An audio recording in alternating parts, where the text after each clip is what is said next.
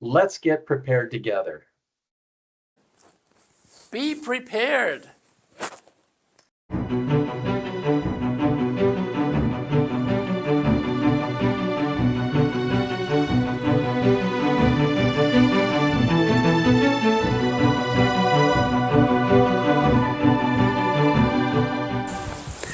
Hello everyone.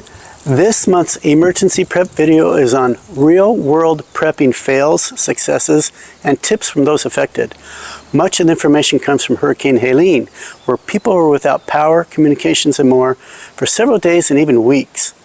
There's information from other disasters as well, and we even have feedback from our own local wind event last year. So let's go.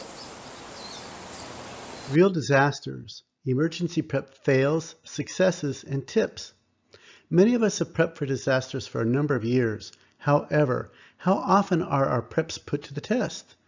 It's very instructive to learn real-world scenarios on prepping fails, successes, and tips provided from those who lived through a disaster.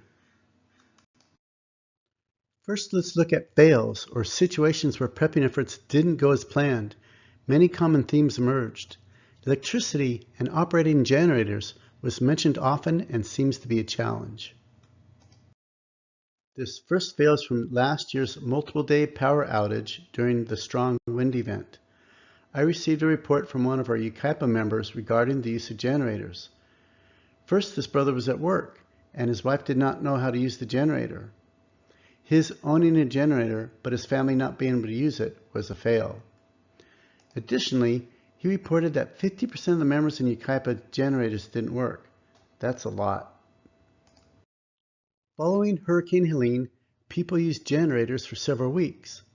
After an initial period of gas stations being closed, they opened up and many were able to find gas to renew their gas supply. And yes, there were long lines.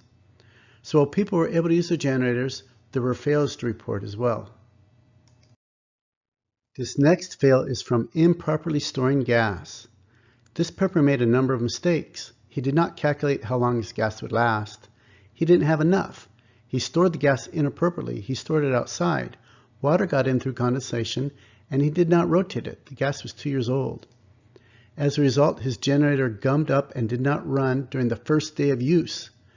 This person was a prepper and admits his storing of gas was terrible.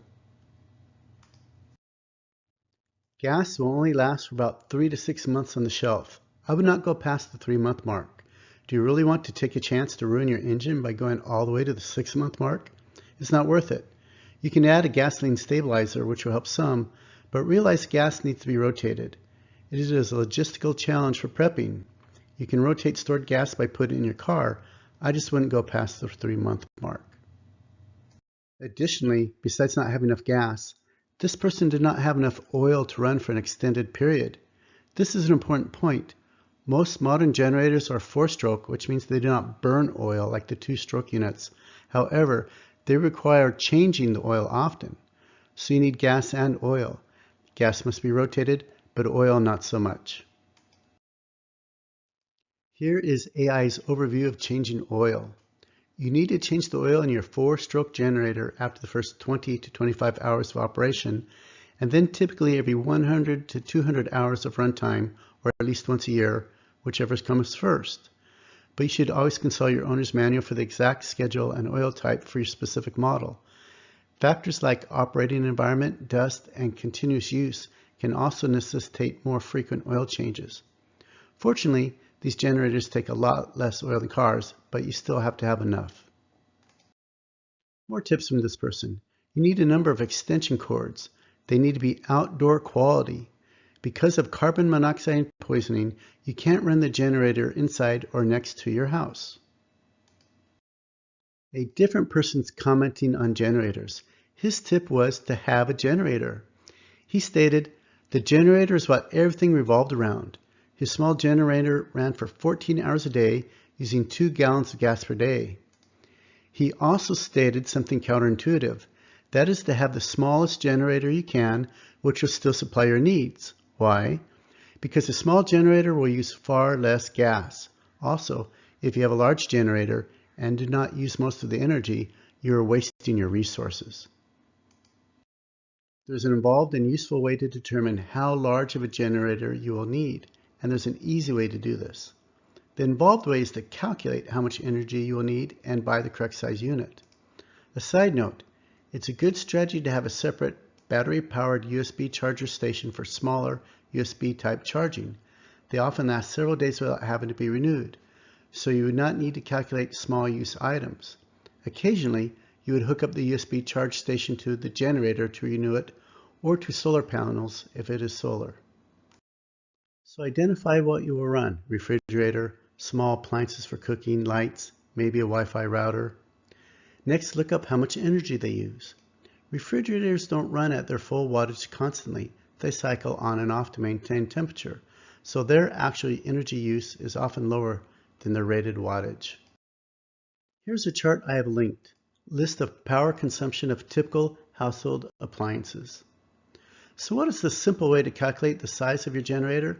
Simply buy a smaller unit and realize you may only get the basics, but it will require much less gas. Many people who had a generator reported that they let their neighbors plug into theirs. This would be a prepping success to report.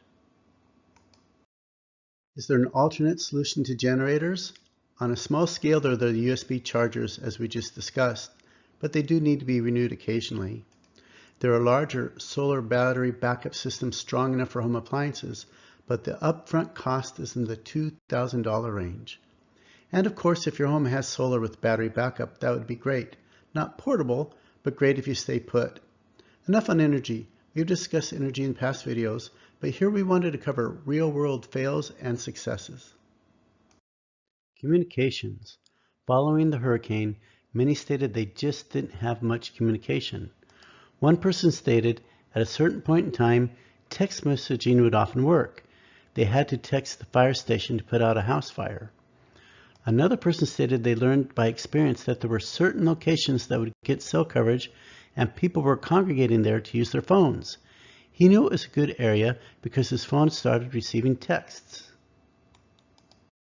During Hurricane Helene, a local ham radio operator, because he was using his radio, knew what was going on, but didn't believe it because it was so crazy. I'm not sure if that's a success or failure. Another mentioned that Facebook quickly had emergency pages set up. However, one person stated that what they heard on social media was often wrong. They were happy when they had a radio to get correct information. Not sure what to do with that.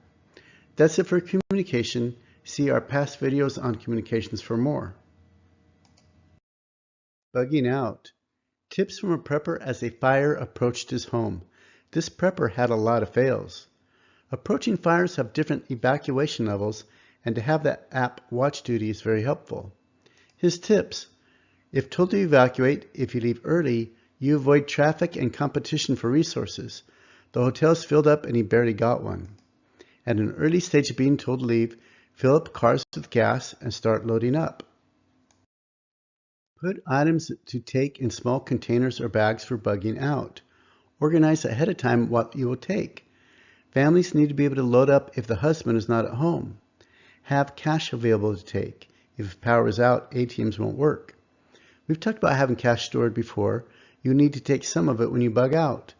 He continues, medications, masks to avoid smoke inhalation, cooking products even if you stay in hotels, battery-powered radios.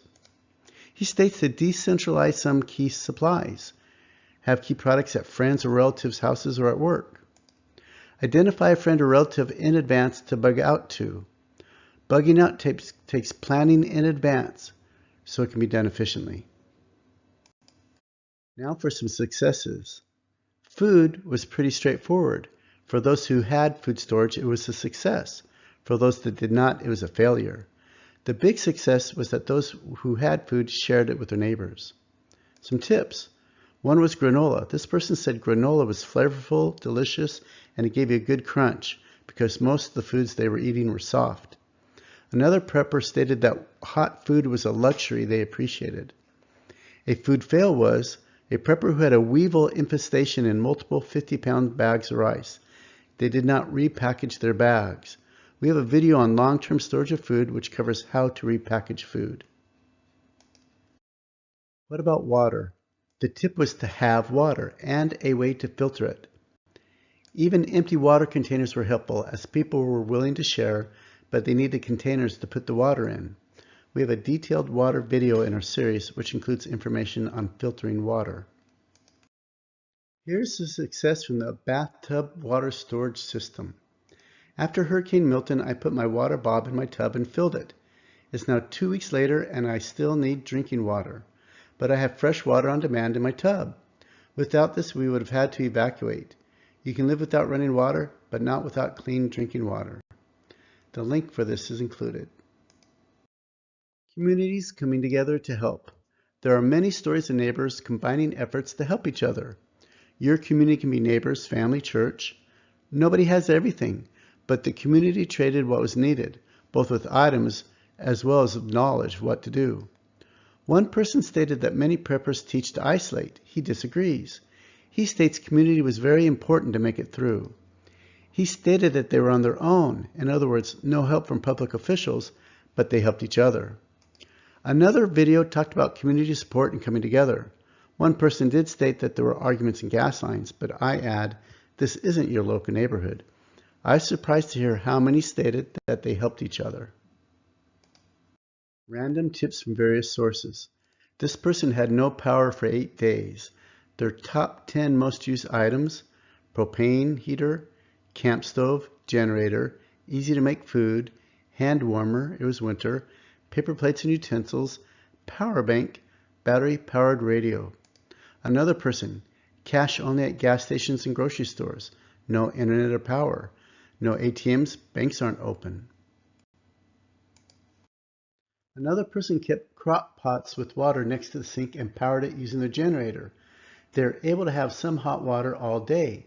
They even use this hot water to heat food occasionally. Hot meals became important. Have some way to cook.